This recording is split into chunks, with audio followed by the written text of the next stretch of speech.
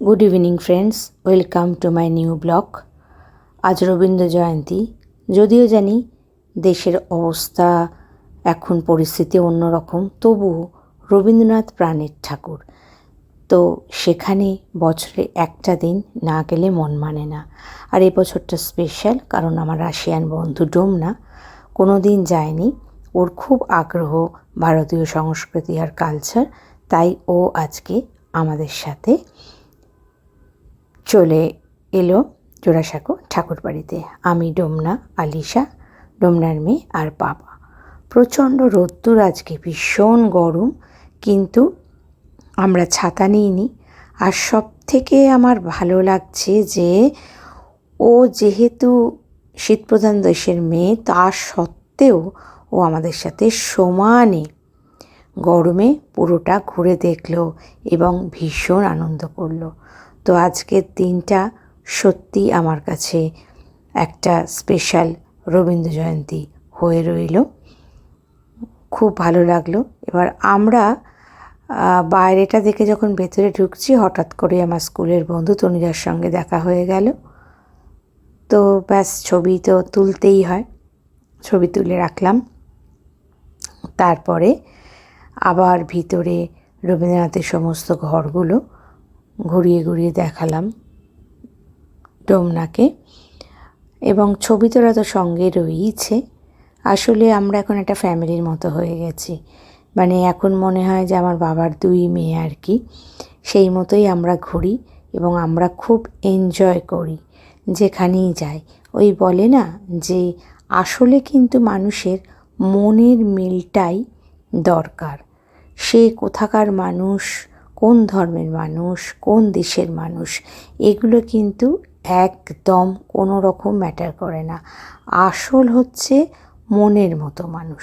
তো সত্যি কথা বলতে গেলে ডোমনার সাথে আমাদের মানসিকতা এতটা মিশে গেছে যে আমরা ভীষণ আনন্দ করি যেখানেই যাই।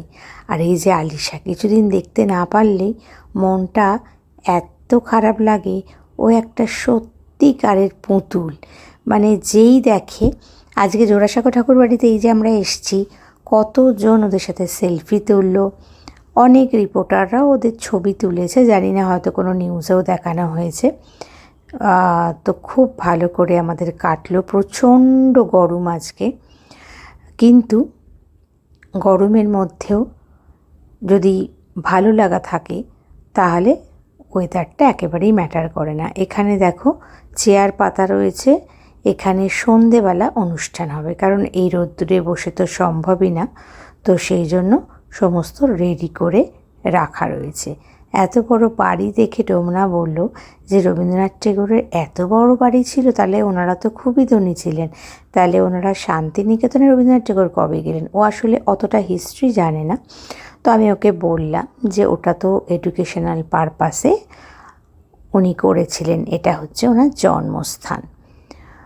তো গরমে দেখতেই পাচ্ছি সকলেই আমরা খুব কষ্ট পাচ্ছি। এবার সবটা দেখা হয়ে গেলে আমরা এখান থেকে বেরিয়ে যাব, এবং বেরিয়ে গিয়ে কোথাও একটা রিফ্রেশ হতে হবে।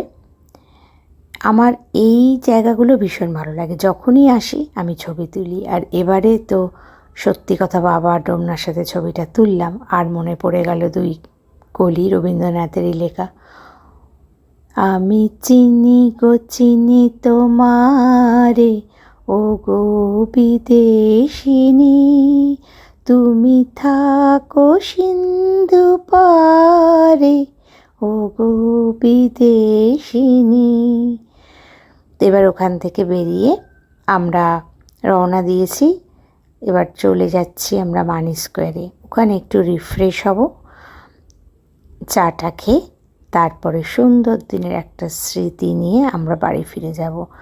সবাই গাড়িতে উঠে একটু হাঁপ ছেড়ে বাঁচলো, কারণ অসম্ভব গরম। প্রত্যেক বছরই মে মাসে এই সময়টা গরমে আসলে বিকেলের দিকটা না প্রচণ্ড ভিড় থাকে, সেই জন্য আমরা সকালবেলায় গেছি।